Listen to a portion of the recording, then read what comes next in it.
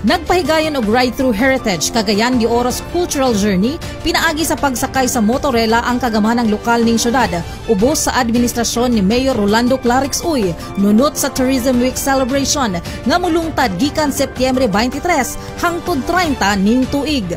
Ang maong kalihukan gipasiugdahan sa City Tourism and Cultural Affairs Office diin gihatagan og higayon ang mga empleyado sa City Hall nga makasuroy sa pipila ka mga makasaysayang lugar sa Divisoria sama sa Magsaysay Park, Community Amphitheater, Duaw Park og City Museum o ang Kani Water Tank Tower kauban si Mr. Nilo Lazareto, licensed tourist guide.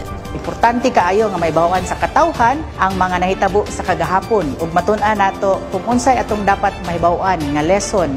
Madala nato sa kung unsa ang naa karon ug atong mabag-o no para sa kalambuan sa tanan. Ug importante kaayo nga kita nga lumuyupyo or tagapuyo sa Cagayan de Oro makabalo kung asa gikan unsay mga nahitabo sa karaang panahon para kita proud nga Cagayanon. O kung proud ta nga Cagayanon, we will love the Philippines. And when we love the Philippines, naay patriotism sa imong kasing-kasing, permanente gid nimo unahon unsay kaayuhan sa Pilipino ug unsay kaayuhan sa Cagayanon.